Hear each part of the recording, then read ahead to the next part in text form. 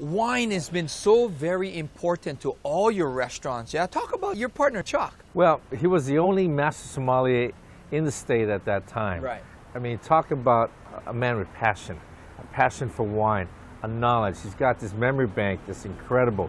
He knows the year, he knows where it's grown, what kind of soil. He knows what kind of wine you'd like if you just kind of talk to him just for a little bit. And all of our restaurants have changed over to that philosophy where we like to serve good quality wine. So I've learned that, that good wine comes when you take good care of it. And that definitely, it's key to success now to any restaurant, isn't it? I think it shows quality. You know, if you got your wine stored in a cabinet where it comes to room temperature, 80 degrees, yeah, your wine's actually burning. Yeah. You know, and you can taste the difference. And if you get the proper wine with the correct cuisine, don't both just get elevated by each? You know, Chuck taught me this simple rule of thumb. Okay, you have your dish of food. Imagine wine being like salt and pepper.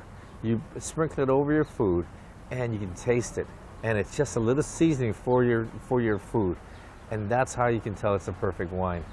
Well, these days it doesn't matter what wine you drink, because you drink what you like. Right. We don't frown on red wine with fish. We don't frown with white wine with steaks. We don't frown on, whatever they want. We're there to serve them. Now, DK, you're also known as one of the celebrity chefs around. You do a lot of traveling. How's that help your restaurants? You know, Sam Choi does the best. He's the ambassador of Aloha, and I learned a lot from him, as well as Roy and Alan. And they spread the Aloha all over, and we get it by people coming to the islands and enjoying our restaurants, enjoying our cuisine. It's no more, just a, Hawaiian food or Hawaiian food that they used to know. No, we've got some great fresh ingredients from farms like Nalo, and it just opens up their eyes. But you're always traveling the mainland, and you're kind of wearing that Hawaiian flag around your back, aren't you? I'm proud to be Hawaiian, bro. So what's next for you? Well, we've got 7 restaurants now. In this economy, we are getting some good offers to open up new restaurants. So we have to take them one at a time. And right now we've got maybe 2 restaurants on the verge of opening. Our people just want to expand. We've got some assistant managers that want to become general managers. And the only way to do that is to have another restaurant. Our staff is just really pushing us to open up new restaurants. Now, your restaurant business has always been very familial. You have family working in that. And now you got a fair bit of kids too. I mean, you have the next generation. Are they going to come into this industry as well, you think? Well, I think it's important for them to learn how to cook so they don't starve, okay?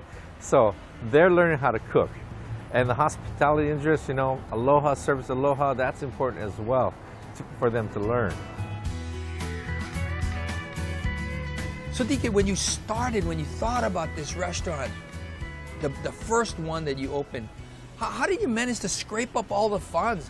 Well, I was a partner in this other restaurant. I sold my shares and therefore got the funds to open first Sansei. And of course we had to go to the bank to borrow some money, but we started off small and we grew from there. And we just grew, within our means. So were there growing pains? Were there times that you just went, man, I just want to forget it, I'm going to go cook for somebody else? Were there times like that? I didn't have time for that because the first 3 years I worked every day, 14, 18 hours a day. I slept at the restaurant, got up, did the books, ordered the food, prepped, worked the shift, closed down the restaurant, and then did it all over again. I mean, I did that for 3 years straight. No day off, nothing. Man, you just got to put your nose to the grindstone and just do it. Would that be the best advice you can give? Is it your experience? I've got a whole book of advice to give them, to tell you the truth. One thing, you definitely got to work hard. You got to put in the long hours. You got to work smart as well. Okay, come up with a quality product, at good prices. Also, the most important thing is, hopefully you're successful enough that you can save money to pay for your taxes, save money for that rainy day. Something's going to happen where you're going to need money. Just because you're making money, don't go blow it, don't spend it on new cars, new houses and all that. Save it, just in case. There it is, the only authentic in-house dry-aged steak in Hawaii here at the DK Steakhouse. Boy, that looks good. Honey, I'm bringing home more than the bacon tonight. Well done well. All right, it's steak and sushi.